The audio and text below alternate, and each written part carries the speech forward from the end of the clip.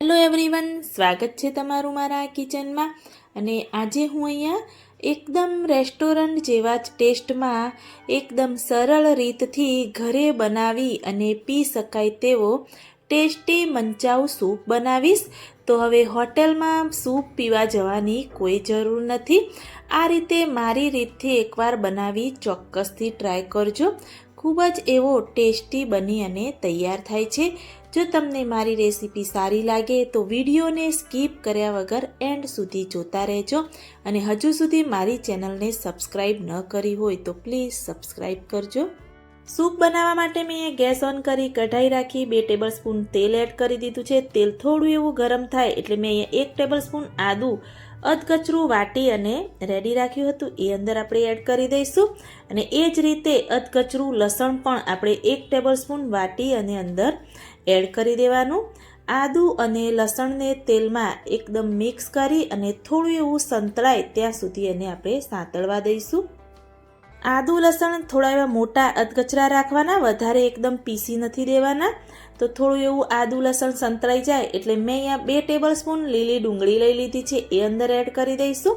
અને 2 લીલા મરચાં આ રીતે મોટા કટ કરીને આપણે અંદર એડ કરી દેવાના અને મિક્સ કરી અને ફરીથી આપણે એને સાંતળવા દઈશું. મેં અહીંયા લીલું લસણ એડ નથી કર્યું, પરંતુ જો તમને લીલું લસણ પસંદ હોય તો જ્યારે ડુંગળી લીલી એડ કરીએ ત્યારે સાથે આપણે લીલું લસણ અંદર એડ કરી દેવાનું. અને આ રીતે સરસ એવી ડુંગળી સંતરાઈ ગઈ છે. તો હવે આપણે બીજા વેજીટેબલ એડ કરીશું. 2 ટેબલસ્પૂન ઝીણું કટ કરેલું કેપ્સિકમ, 2 ટેબલસ્પૂન ઝીણા કટ કરેલા ગાજર અને 2 ટેબલસ્પૂન ઝીણી કટ કરેલી સૂકી ડુંગળી અને 2 ટેબલસ્પૂન આપણે ઝીણી કટ કરીને કોબીજ એડ કરી અને આ રીતે બધું સરસ એવું મિક્સ કરી દેવાનું. બધા જ વેજીટેબલ એકદમ ઝીણા કટ કરીને કે ખમણીને તમે અંદર એડ કરી શકો છો. જલ્દી એવા કૂક થઈ જાય વેજીટેબલ, એટલા માટે આપણે ટેસ્ટ અનુસાર થોડું મીઠું એડ કરી મિક્સ કરી અને કૂક થવા દઈશું. તો વેજીટેબલ થોડા એવા આ રીતે સોફ્ટ થાય એટલે આપણે અંદર કપના માપ પ્રમાણે પાણી એડ કરીશું.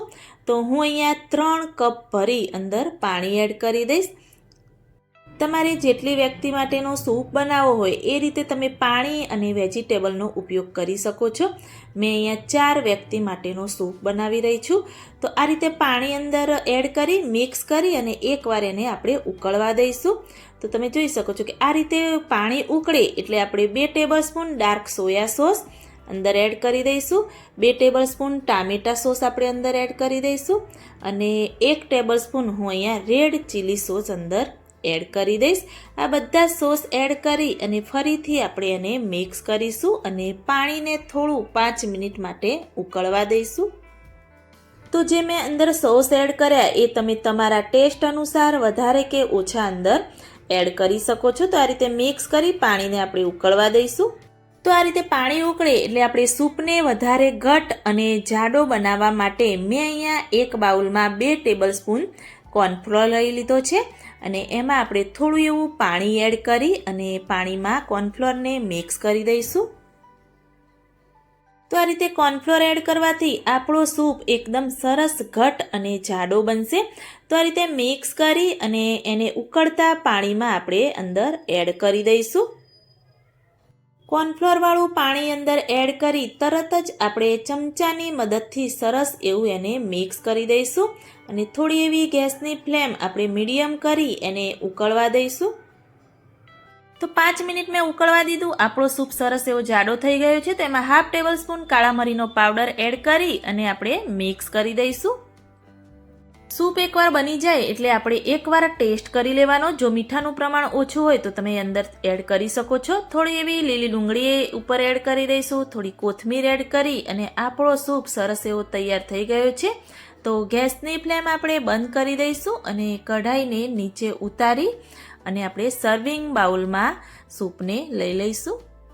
તો રેસ્ટોરન્ટ જેવા જ ટેસ્ટમાં અને શિયાળાની ઠંડીમાં ગરમા ગરમ પીવાની મજા પડે તેવો મંચાઉ સૂપ બનાવી મેં અહીંયા તમને એની રેસીપી શેર કરી છે.